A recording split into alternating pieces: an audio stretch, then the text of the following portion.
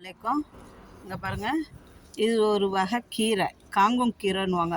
நம்ம ஊரில் வந்து ஆற்றுல அப்படியே ஒரு மாதிரி ரோஸ் கலர் ஒரு மாதிரி பூவோடு இருக்கும். ஆற்றுல கொடி கொடியாக ஓடிக்கிட்டு இருக்கும். இந்த கீரை வந்து அவ்வளோ நல்லது.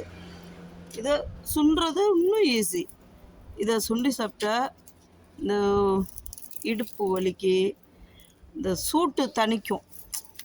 சூடுன்னு சொல்லுவாங்கள்ல, சூட்டு தணிக்கிறதுக்கு அவ்வளோ நல்லது இந்த கீரை. காங்கும் கீரை இதுக்கு பேர்.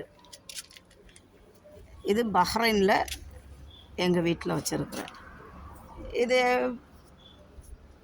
15 நாளைக்கு ஒருக்கா எனக்கு கொஞ்சம் கொஞ்சம் கிடைக்கும்.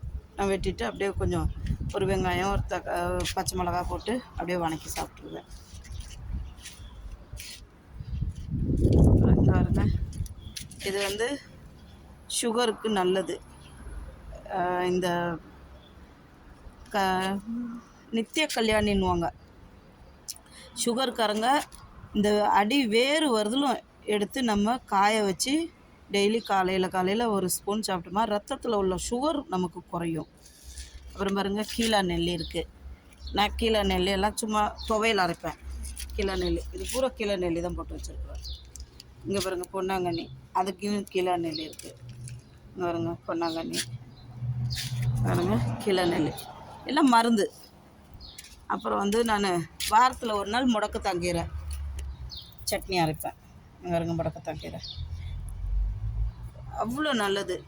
முட்டு வலிக்கு, உடம்பு வலிக்கு, இந்த கை கால் குடைச்சல், இதுக்கு எல்லாத்துக்குமே இந்த முடக்கத்தாங்கீரை அவ்வளோ நல்லது.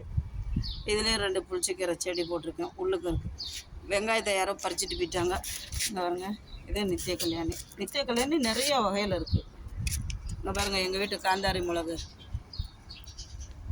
நாங்கள் வீட்டில் இருக்கிறதில்ல, அது பறிச்சுட்டு போயிடுவாங்க இன்ஷா அல்லாஹ்.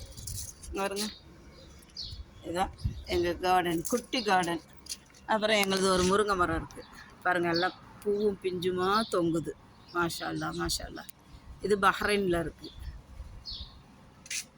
வாங்க, இது எங்கள் சின்ன பாத்திரத்தில் வைக்கிறேன். நமக்கு தேவையானது நமக்கு வீட்லேயே எனக்கு கிடைக்கிது. மருந்து இதுதான் சின்ன குட்டி கார்டன். இன்ஷா அல்லாஹ். அல்லாஹ் இருக்கிறேன்.